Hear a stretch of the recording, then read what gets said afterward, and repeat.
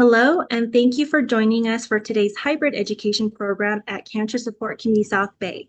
I'm Rebecca, the program manager, and I welcome you to this workshop titled Optimizing Calcium Absorption Through Food. Before we begin, if this is your first time joining us, CSC South Bay's mission is to uplift and strengthen people impacted by cancer by providing support, fostering compassionate communities, and breaking down barriers to care. Our vision is that everyone impacted by cancer receives the support they want and need throughout their experience. We serve the South Bay, Long Beach, and Orange County area all at no cost. Our program includes support groups, networking groups, healthy lifestyle classes, social activities, and educational programs like this workshop. Educational programs are open to all. If you'd like to hear more about our services or join our community, please visit our website at cscsouthbay.org. Before I introduce today's speaker, we ask you to keep your microphone muted to eliminate any distracting background noise. Please feel free to enter any general questions into the chat function found at the bottom of the Zoom window at any time. We'll address them at the end. And then for those in person, if you can just jot down your questions, we'll do the Q&A at the end of the presentation. Without further ado, I'd like to introduce our workshop speaker. Meghan Laszlo MS, RD, CSO, is originally from Atlanta, Georgia, where she completed her undergraduate and graduate education in nutrition. She is a certified specialist in oncology nutrition and has worked directly with individuals undergoing cancer treatment for the past 15 years at Cedars-Sinai. Meghan teaches cooking classes and leads a nutrition lecture series as part of the Cedars-Sinai's Cancer Wellness, Resilience, and Survivorship program. Thank you so much, Meghan, for being here with us today. Thank you for having me. So we can go ahead and get started. And thank you, Rebecca. And as Rebecca mentioned, this is hybrid, so you will see me looking directly at this camera and then also at our audience here. So do bear with me in that regard. But it's a pleasure to be back here and a pleasure to be with all of you. Let's get started. Okay, good. This is going to work well. So today I want to talk about calcium because this is a question that comes up quite frequently, and I think it has a lot of, it's a good topic to talk about and kind of suss out some of the misunderstanding about calcium and calcium-containing foods. So to get started, I want to talk a little bit about, why do we care about calcium? And one of the main reasons is to prevent osteoporosis, making sure that we're getting enough calcium to keep our bones healthy. And I think it's helpful to have a visual here so you can see, what happens with osteoporosis when you go from normal bone to osteopenia to osteoporosis to severe osteoporosis, and that the bone does become more porous and more prone to fracture. And you can see our diagnostic criteria using DEXA there on the right to classify these different levels of bone density. We know that bone mass or bone density peaks around age 30 and then starts to decline, and then there's a rapid decline of bone density around the time of menopause. And so I think it's important to use nutrition, exercise, and screening strategies to make sure that we're keeping our bones as healthy as possible. So I wanted to outline the risk factors for osteoporosis here. Some of them are non-modifiable. You can see like age, gender, menopausal status, and some are modifiable, like lifestyle factors, diet, and we'll get into some of these going forward. And then I want to point out that there are cancer-related interventions that also increase the risk of osteoporosis, such as surgical resection of the duodenum, the first part of the small intestine where our bodies absorb calcium. That could be resected in a Whipple surgery or a small bowel resection. Certain chemotherapy agents like cisplatin and methotrexate can increase risk for osteoporosis, as well as H2 antagonists like Pepcid or proton pump inhibitors like Prilosec, long-term steroid use, aromatase inhibitors, and gonadotropin-releasing hormone agonists like Lupron or Zoladex. And so when we think about calcium, I think it's important to just kind of go over what it's needed for. It's not only for strong bones and teeth, we also need it for our muscle health, as well as it has important cardiac functions as well. And I want to point out that when you get a metabolic panel and you see your calcium listed there, your serum calcium, when our blood levels are low, calcium is released from the bone to maintain normal blood levels. So when you look at that level on your lab work, that is not indicative of how much calcium you eat or if you're getting enough calcium for bone health. That's just your body keeping calcium as best it can in homeostasis. It does not mean that, because I'll talk to a lot of folks and like, but it says right here, calcium's normal. What do you mean I need more calcium? But that lab value is not a clear indicator of how much calcium you need. Some nutrition lab values are very clear and a direct measure of that status of that nutrient, but calcium is not one of those. And we do want to try to meet our calcium requirements through diet prior to supplementing. We'll talk about how to do that. As you can see here, there's daily requirements listed out by age and menopausal status. And our, for most individuals, it's 1,000 to 1,200. I will point out that globally, not every country recommends these amounts. In countries like Japan and in England, the levels are lower than this. They're about 700 to 800 milligrams per day. So I think that's interesting and worth some thought here too. And so when I mention that it's better to get calcium from food, why? There are some concerns with calcium supplementation. There's a concern that it increases risk of coronary artery calcification from the supplements. It increases risk of kidney stones. There's data to show that postmenopausal bone loss occurs independently of calcium intake. So does it matter if we take calcium or not as a supplement? And looking at calcium independently doesn't appear to prevent fractures for the general population. So there's some concern about calcium supplements for these reasons. That said, some individuals need to take a calcium supplement to either bridge the gap in calcium in their diet or because their body's not absorbing it because their intestine's been resected or other reasons like that. There can be clear reasons to take it. If you do need to take a calcium supplement, there are differences between them. These are the two primary ones you'll see in the marketplace.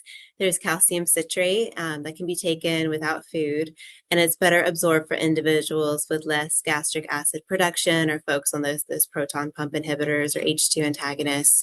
I usually recommend it for anyone that's had intestinal surgery as well, or if calcium carbonate isn't tolerated. Calcium carbonate is kind of like Tums. It's you can take it with food. It's less expensive, but it can cause constipation and gas. So it's an important consideration with that particular supplement. And we usually want to limit supplementation to about 500 milligrams at one time. Otherwise, the body just can't absorb more than that at one time. I think whenever we look at supplements, it's important to look for those that have been evaluated by third-party organizations for quality.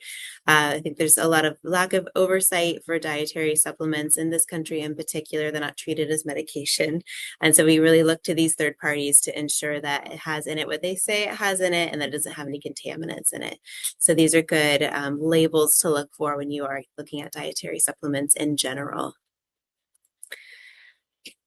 And I think it's worth noting that calcium can interfere with different medications. If you are taking calcium, it's just worth paying attention to see if you need to strategize how to take the calcium or what time of day to take it so it doesn't interfere with these other medications. There are certain meds that decrease calcium listed here, some that increase serum calcium like lithium, and then medications that are affected by calcium. And so calcium may lower the effect of some of these medications in the body. But this is really the bread and butter of this presentation. So how do we get enough calcium from the diet? What does that look like? And I think when I at least was an undergrad, the recommendation was 3 servings of dairy. That's what you need. That's it. You'll get your calcium needs met. But we know that not everyone consumes dairy or tolerates dairy. And we want to point out that you can get calcium from other foods besides dairy products. And there's a lot of variability. And so when we look at things like milk, that's got calcium in it, right? We know it's very bioavailable. It's a traditional source of calcium recommended in this country specifically.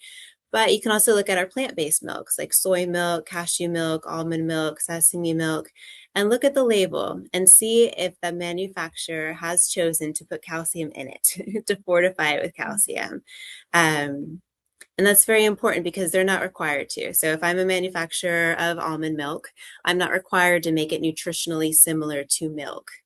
Okay, so you have to look at the label. Otherwise, you have no idea if it's got calcium in it or not, or vitamin D for that matter, or protein. So we're looking at those different things, especially for the plant-based products or yogurts or other things. Cheese, It's also a great source of calcium. And then you can see down here things like canned salmon or sardines, these fish that have the little bones in them. That's why they're a source of calcium. Things like chia seed, which I think is an excellent source of calcium and other nutrients, is something we're going to focus on today. Blackstrap molasses also has some. I'm not sure about treacle or other forms, but it's another source. And then you can see anything with an asterisk, there's a lot of variability. So something like tofu may or may not have calcium in it. Same thing with the plant-based milks. You just have to look. Otherwise, you don't know. And then we can see some foods a little bit less content here, about 100 milligrams per serving. And then getting down to things like protein powder, another important supplement to just look at it. Do they put calcium in it? Does it have it? Can I count this towards my calcium goal? And then same thing with bone broth. Bone broth can have a really wide variability of calcium. It might have 0, it might have 300 milligrams.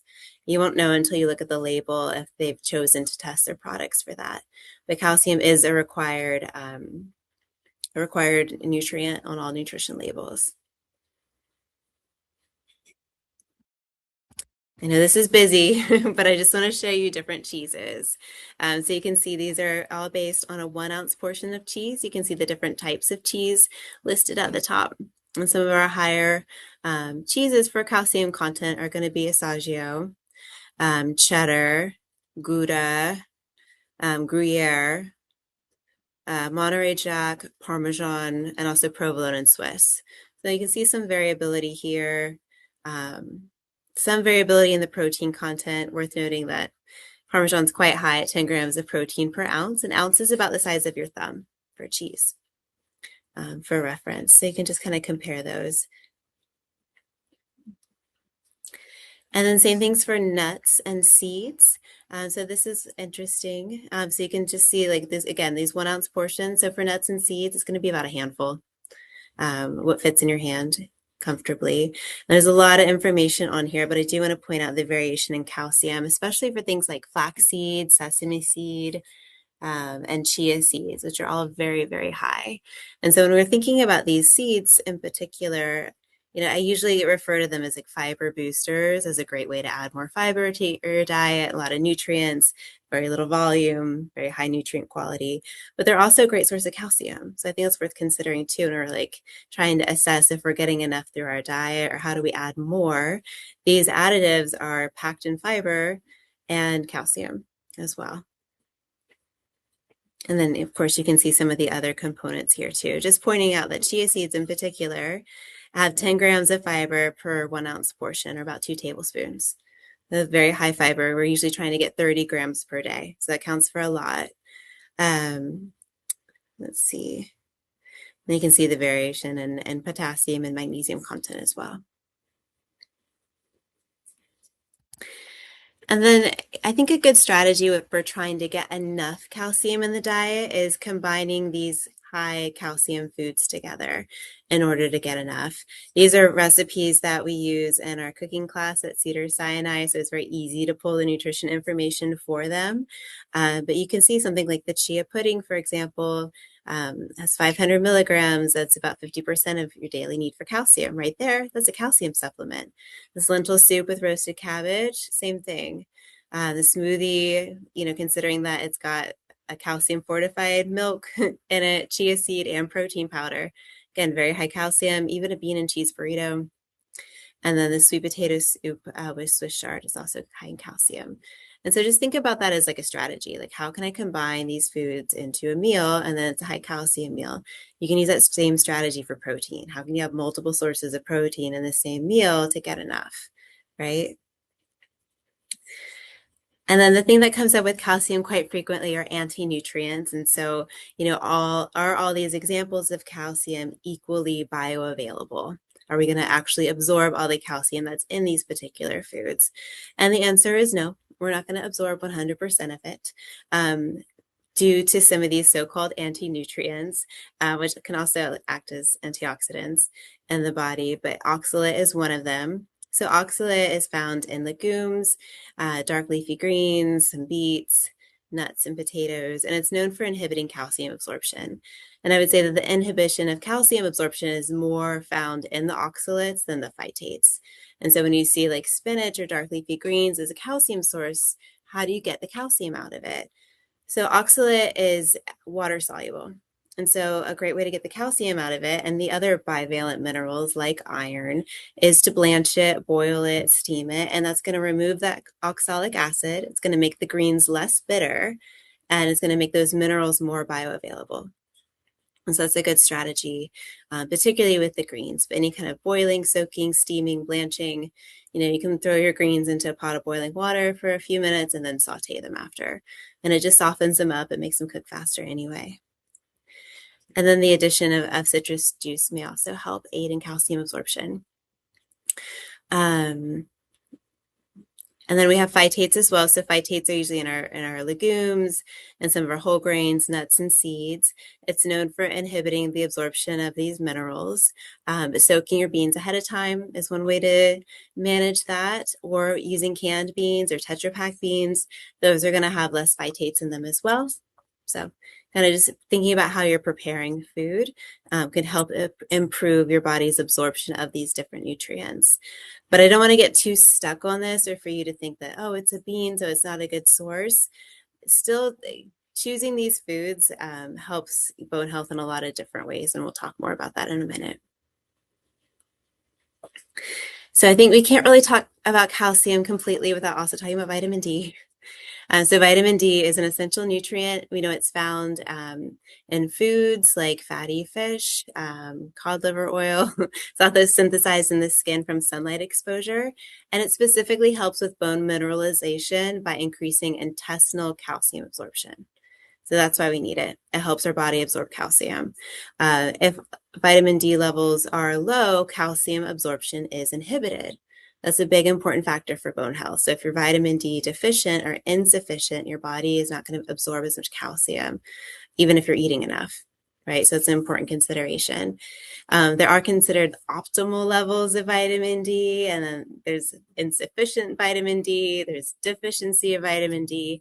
The Endocrine Society recommends a level between 30 to 60 nanograms per milliliter. So that's worth considering when you do look at your labs. More is not better. Sometimes you'll hear folks saying like, oh, your level needs to be close to 100 for you to really be adequate or optimal in vitamin D, and that's not an agreed upon number. We're really looking at about 30 to 60. Maybe some values a little bit higher than that, maybe indicated for cancer survivorship. It's not super clear looking at the evidence, but we don't want to take too much vitamin D. We'll talk about why in a sec. And then we have our recommended daily amounts here, and that's if you are sufficient in vitamin D. If you're insufficient, you're going to need more than this to bring up your levels. And so supplementation of vitamin D is really based on your lab values. If your lab value is normal and you haven't been taking a vitamin D supplement, you wouldn't really need to start taking a vitamin D supplement if your labs are good, right? Unless it's been prescribed, you don't want to take more than 4,000 international units of vitamin D daily. That can lead to having an excessive amount of vitamin D supplements, especially when you think about any other supplements that you could be taking that also have vitamin D in them. So if you're taking a multivitamin and a vitamin D and a bone health supplement, you can easily get to too much vitamin D. And that's concerning because it can lead to hypervitaminosis D and hypercalcemia. Hypercalcemia is when your serum calcium levels start to rise. And at first, it can have side effects like nausea and constipation, irritability, but it can become very, very serious and eventually lead to kidney failure. So we really want to be cautious about excessively supplementing with vitamin D because it can lead to excessive calcium in the body, in the blood. Magnesium is another important nutrient. If you're deficient in magnesium, that can contribute to inadequate vitamin D activation and calcium absorption. So all these nutrients work together for bone health. We want to make sure that we are getting enough magnesium in the diet. And I can happily go back to that seed and nut slide so you can see those good sources of magnesium. A lot of them are in the seeds and nuts, dark leafy greens, and beans as well. Magnesium also modulates the activity of osteoblasts, osteoclasts in the bone, so it helps bone balance essentially. And there are risk factors for magnesium deficiency, like poorly managed diabetes, chronic alcoholism, malabsorptive states. And it's been estimated that about 40-ish% of the population in the US is magnesium deficient. And that's, from lack of diet quality. So that's something to pay attention to, making sure you are getting good sources of magnesium. Vitamin K is another one, and you'll start to see probably more vitamin K2 added to different supplements if you haven't already. There's some evidence to show that supplementation with vitamin K may reduce the risk of fracture and maintain bone mineral density in postmenopausal women with osteoporosis. And interestingly, the vitamin K2 may counteract the calcification of arteries from calcium supplements. So that was one of the big primary concerns, that if you take a calcium supplement, it can lead to calcification of your arteries that increases risk for a heart attack, right? And so K2 may help mitigate that and kind of drive the calcium where it's supposed to go, into your bones and not into your veins or arteries. And then we know that vitamin K and vitamin D work synergistically together. And you can see our requirements here. And this is vitamin K in general. There are different sources of K. We have vitamin K1 that's in like dark leafy greens. And then we have K2, and that's in fermented foods like natto. And also our body produces vitamin K2 in our gut as well. Our gut bacteria produces that. So I know we brought up menopause a couple of times, but like, what is the relationship between menopause and bone health and calcium? So I think this highlights this quite well. You can see our estrogen, our pink flowers, and our osteoclasts here that break down the bone. So estrogen prevents bone loss by inhibiting the osteoclasts. But when there's less estrogen, there's less inhibition of these osteoclasts. And so you have more bone breakdown. Which brings me to my next nutrient that I'd like to talk about are isoflavones, particularly from soy. There's soy isoflavones. Because bone loss increases with declines in estrogen from menopausal status or medication or surgery, it's been found that these isoflavones have similar activity to estrogen and may help protect the bone. When we look at studies of how much isoflavones to use from food, again, not supplements, from food, we're looking at about 100 milligrams per day. And that's the amount that most oncologists and most medical societies recommend limiting the isoflavones to when researching the impact between soy and breast cancer. So that's something we want to pay attention to. We don't want to have an excessive amount of soy isoflavones in the diet. We don't want to take soy isoflavone dietary supplements that would exceed this amount. But when we look at food sources, this amount appears to be helpful for bone health. And so you can see these different sources here. There are other food-based sources of isoflavones, but they're much lower than this, and it would be practically impossible to get this 100 milligrams per day.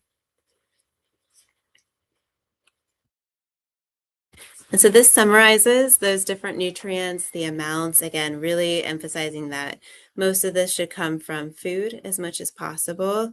And then, if you need a vitamin D supplement to bring up your vitamin D, or there's a need for magnesium, like a real clear need to take a supplement, then I think it can be indicated. And so we think about like, okay, well, what does a bone health diet look like? What foods are going to be the best for your bones? I think it's good to just kind of look at different foods and think how you would apply them and the way that you cook and the type of food that you like.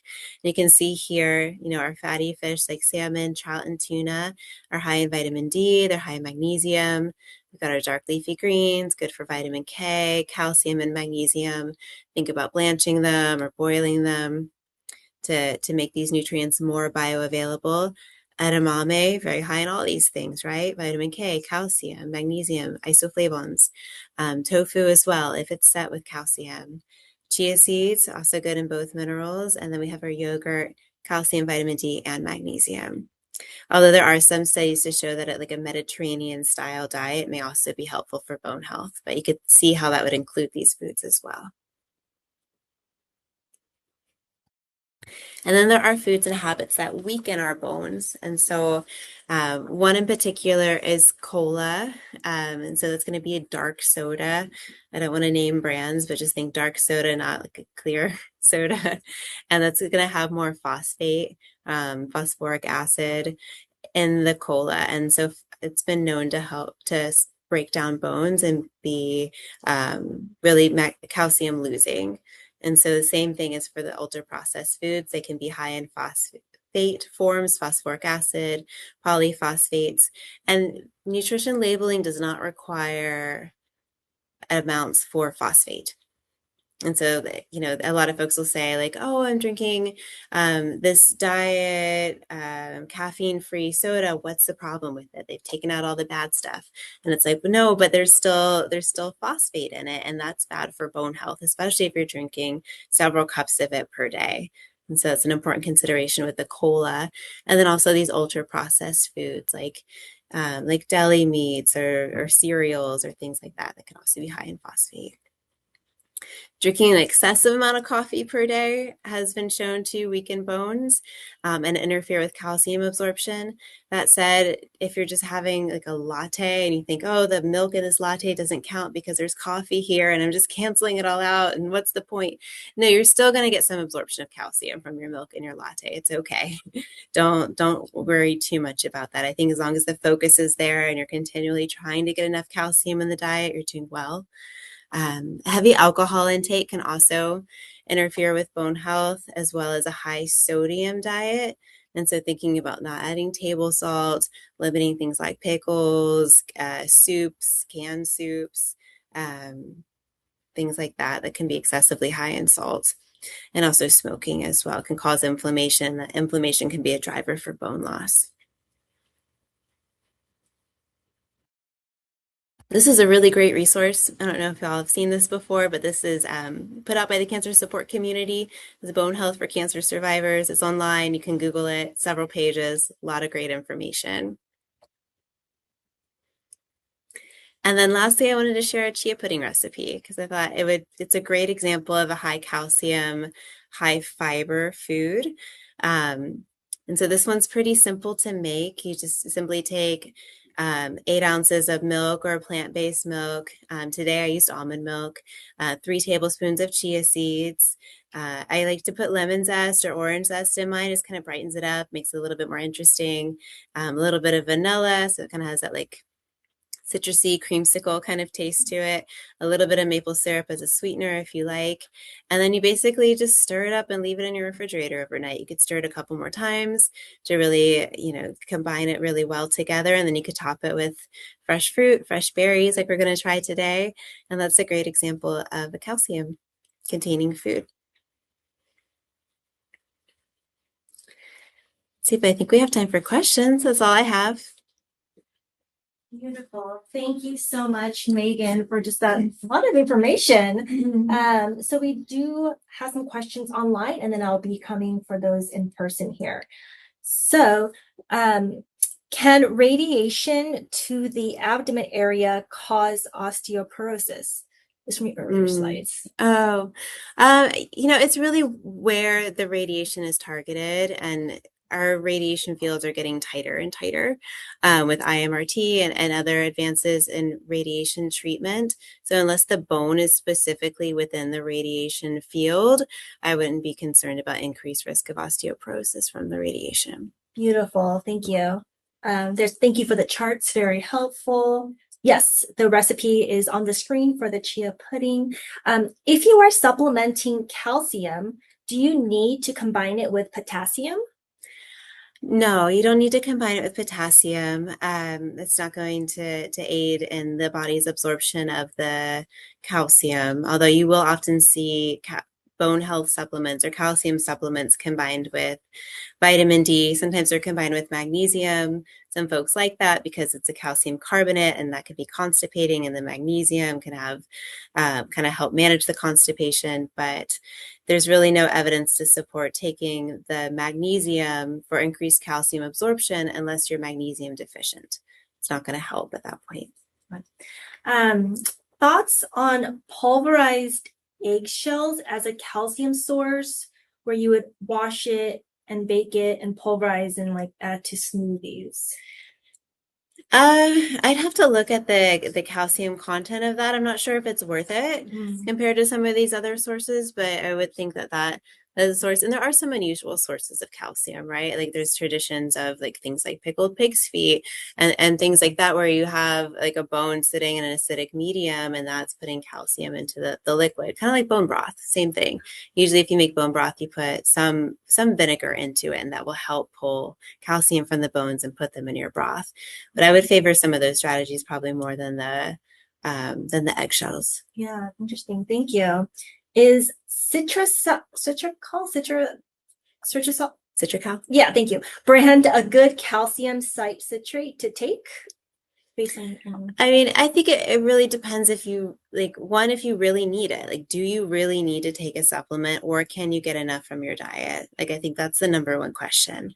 You know, have you looked at your diet intake? Have you plugged in your food choices into some kind of an evaluation software to just say, hey, am I getting enough calcium? This is the amount that I need. I think that can be really a useful place to start. thank you. Does drinking tea inhibit calcium absorption? It's the same idea with the coffee. You'd have to drink a lot of tea before you start worrying about it inhibiting the absorption. So like same idea with the latte. If you had a tea latte instead or a matcha latte, I wouldn't worry so much about that inhibiting too much of the calcium absorption to make it not worth it.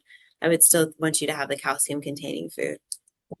Meghan, can you show the medication slide again? Sure. And then this is in follow up to maybe that calcium supplement from just before.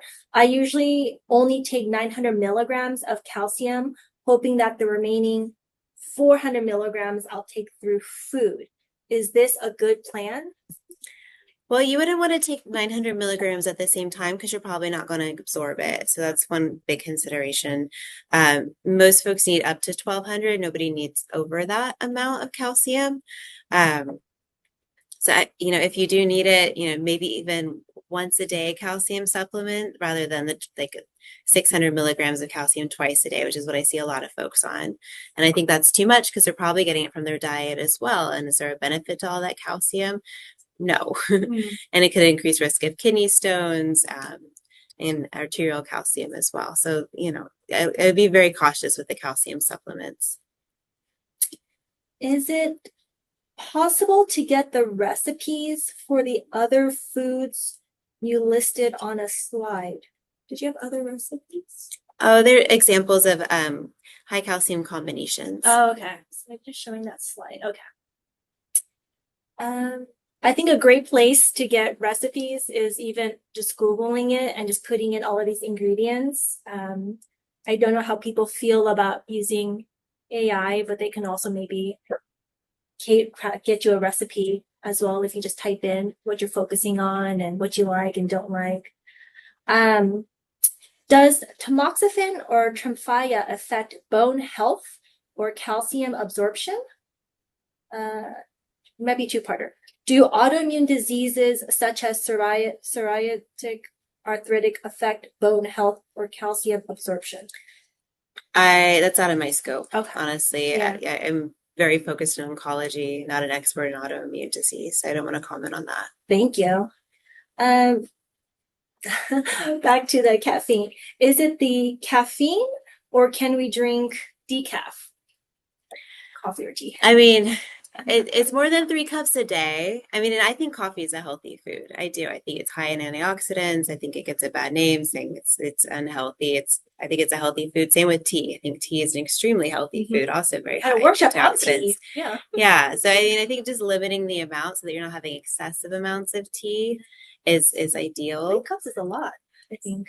Yeah, I mean, and you can balance it out too. I mean, if it's too much caffeine, then yeah, back it off and limit it.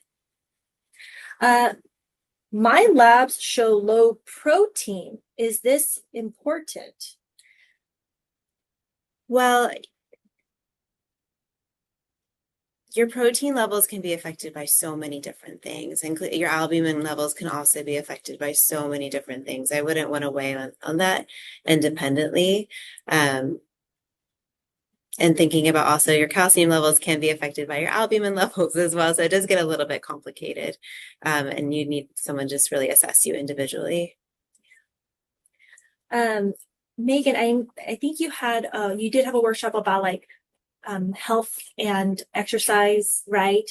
But I think and you talked about protein powders in that one. So I recommend everyone watching that through the Cedars-Sinai Wellness Resilience Survivorship, YouTube channel. But the question is, what is your opinion on protein powders? And if so, which are the best?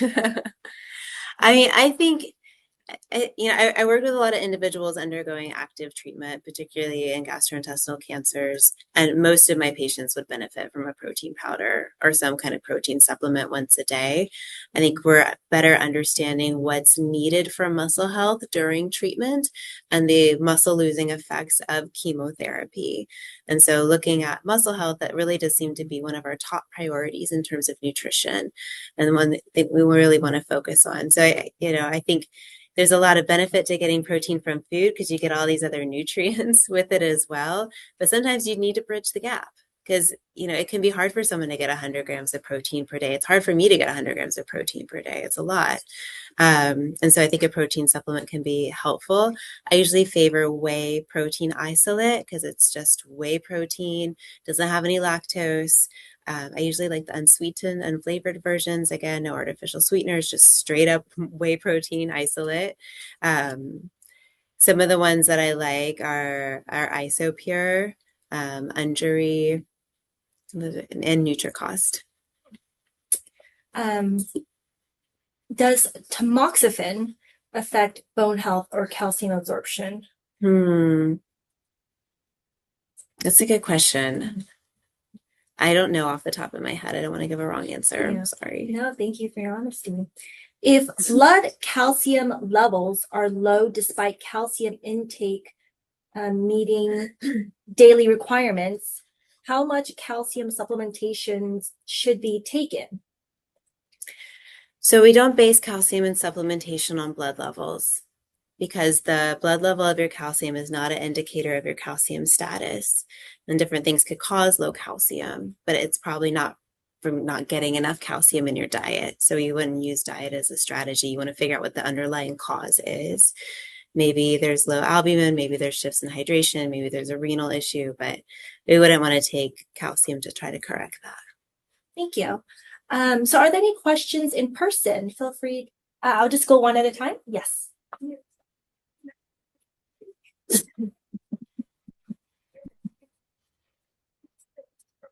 Mm-hmm.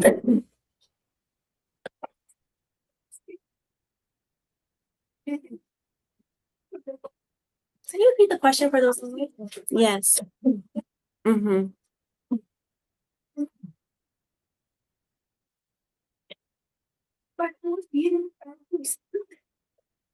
Okay. So the question is this using steroids and being treated with steroids lower your calcium absorption? They can definitely increase your risk for osteoporosis, especially if they're taken long term. Like if you're on a brief period of steroid for like a week, 2 weeks, that's not as concerning. I have some folks on steroids for years, right? Yeah, yeah. Right. And so taking it for years, it doesn't mean you need more than the 1,200 milligrams of calcium per day from your diet or a combination of diet and supplements. So your need for calcium doesn't go beyond that because you've been treated with steroid.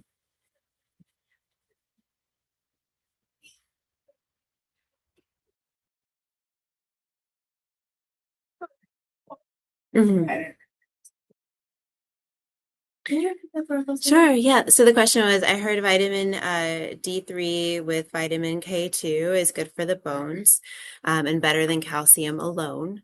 And I can see some of that. I think again, I do favor the food first approach as much as possible, but if someone needs to take vitamin D, then there's a reason to take it. Right. Right. But you still like if your vitamin D is normal, you don't need to take more. Right? More is not always better for vitamin D. You just want to make sure that your levels are adequate. And then the K2 can act as that like kind of like traffic controller for the calcium and say calcium go to the bones, not into the arteries. And that's what the K2 does. Yeah, you had some foods, combination foods. Do you have recipes for those, or are you just saying They're just you don't have to do examples. those? It's just examples of the strategy of combining multiple calcium sources in the same meal, just to say like what does that look like in terms of like real actual foods, like what would you eat? But you could also look back at this and just kind of think like, okay, well, what foods could you combine from this, like in order to get enough? And we'll do this. So this workshop is being recorded. So in the Sunday email, everyone should be getting a Sunday morning program email from us. If you scroll to the very bottom, there's a section called Recent Workshop Recordings, and you can access the recording there. Did you? Oh, yes. I have a question regarding Lupron and its risk for osteoporosis. So I was on it for a year. That was like over 10 or maybe 15 years ago. Yeah. Is that something that increases your risk while you're on it, or is that still after that place now? That's a good question, and it may be pretty variable. But I think it's worth, if you've been on any of these treatments that I've been mentioning, like these increased risk for osteoporosis, maybe just check in with your doctor and say like, okay, like, do I need a DEXA? How often should I get scanned? And just make sure that you're being screened as often as your doctor recommends. Okay, so it can affect not just while you're taking it, it's actually long term. It can. And I think it's just, there's a lot of variables, like how long, what dose, like all these different factors play a role. So I wouldn't feel at liberty to like give you like a risk percentage, but I think it's worth checking in with your provider, especially maybe the one that prescribed it, and just say, hey, at what point do I need to get a DEXA scan and how often? No. That's what happens. Yeah. Yeah. Thank you. You're welcome. Question about oxalates. It's a big concern because a lot of these foods have oxalates. And the question really is on chia. Like my doctor told me if you eat high oxalate foods, take calcium citrate to offset it. That's my first question. Is that true? It's not something I would recommend to offset the. Oh, sorry. Yeah, the calcium was the question was if you're eating a lot of high oxalate foods like these dark leafy greens, if you should take calcium citrate to offset the increased amount of oxalate in your diet. And so I don't agree with that. I think, making sure that you're getting enough calcium from your diet would be best. Again, this is really idealizing this, but saying like if you're getting enough from your diet, you're not going to have increased absorption of the oxalate. It's not going to put you at higher risk for calcium oxalate kidney stones. Right. But you really want to get enough of the calcium, and a lot of these foods have both, right? But I think, when you do look at some of them with the high oxalate, particularly the dark leafy greens, they're like the highest. Just think about that preparation strategy, and that can reduce a lot of it. Boiling, steam, or blanching. before you stir fry. Yeah, you could blanch it before you stir fry it. You could put it in a soup. You could steam it. What would be the offset for cheese? Cooking we can do. They're not that high in oxalate. It's really going to be the leafy greens are going to be the highest. Yeah. And as far as soy goes, for the isoproteins, if you don't eat soy because it has to be non-GMO, if that's safe, do you feel in this country soy is safe too? If you can repeat that, but okay. So the question was, is soy safe to eat in this country? With consideration for non-GMO or organic. So if something is USDA organic, it's non-GMO. So if you're worried about glyphosate or some of these other components that are used in farming, you can get USDA organic soy to avoid it. And so that could be tofu, it could be tempeh, it could be soybeans, soy milk, and these other forms. Non-GMO. Yeah. Thank you. Question in the back? Well, first of all, thank you very much for the information. That was very valuable. And a comment that I have done a lot of research on eggshells, and I've been forced to get at home and taking it for the last couple of years, and my DEXA records have been much better. Okay. Can you just summarize for us? Sure. So one of our participants was sharing that she's been using eggshells as a supplement for several years, and it's improved her DEXA results.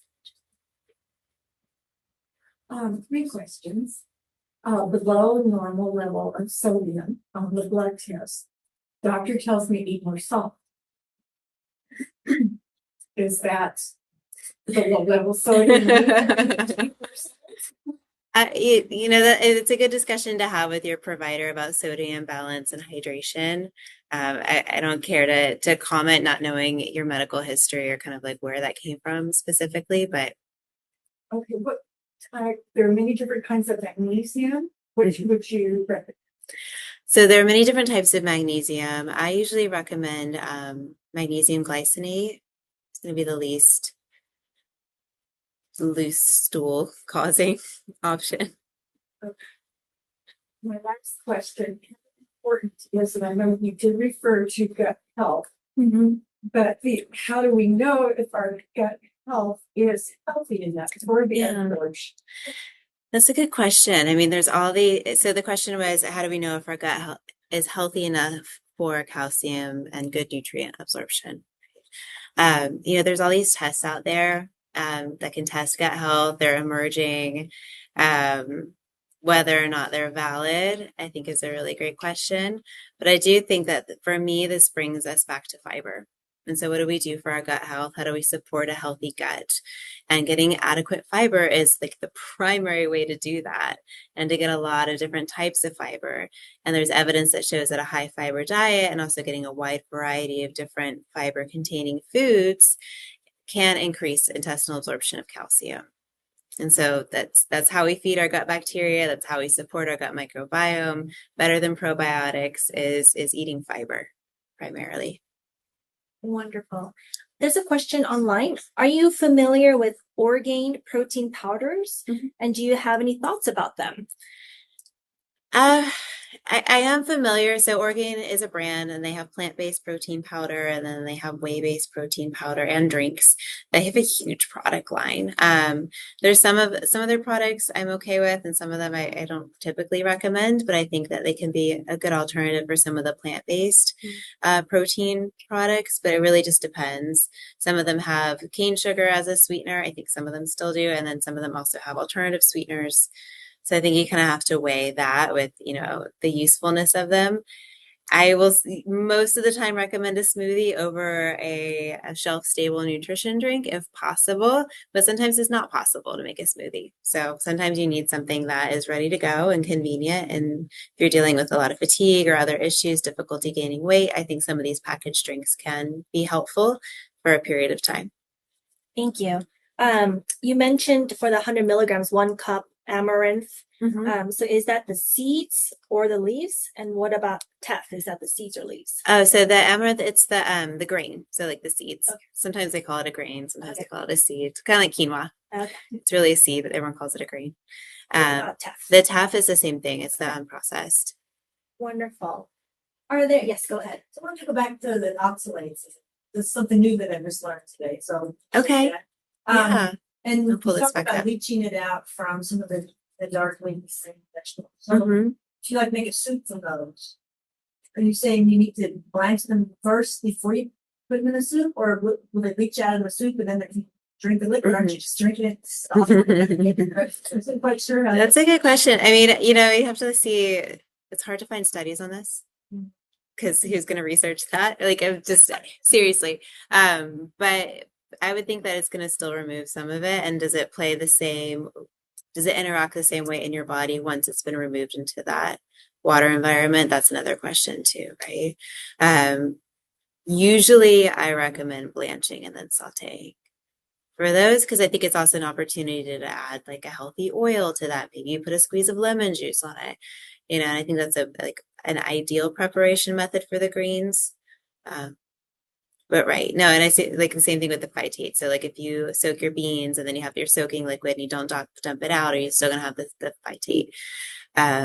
You should dump out your soaking liquid.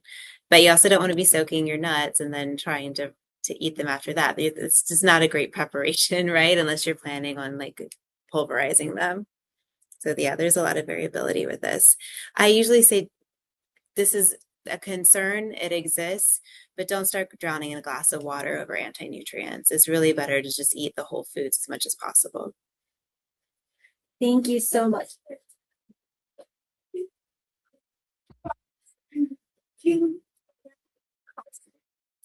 Guavas and kiwi. I have not looked into those specifically. They don't usually pop up on our high calcium food list, but we could look at it together. We could look at USDA nutrient database to assess the calcium content of guava and kiwi, but I do think it's probably quite low. So how do you blanch vegetables? So you blanch vegetables by getting a pot of boiling water. You could salt it. And then you take your vegetable, whatever it is, green beans. You know, we've been talking a lot about dark leafy greens. So you could say chard or collard greens, your kale, and then you just put it in the boiling water for a couple minutes and then you pull it out. You can use tongs, grab it out, and you can put it straight into a hot pan with some olive oil and saute it. If you want to prepare it that way, or you put it in an ice bath and then you make a salad out of it, or you could do whatever you like.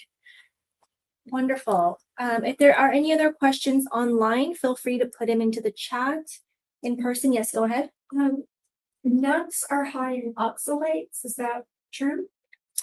Some nuts are high in oxalate. Yeah.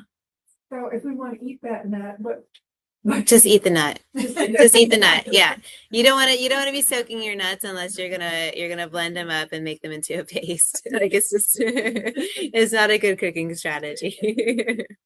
Wonderful. Thank you so much, Megan, for your time and expertise on this important matter. And thank you everyone for joining us.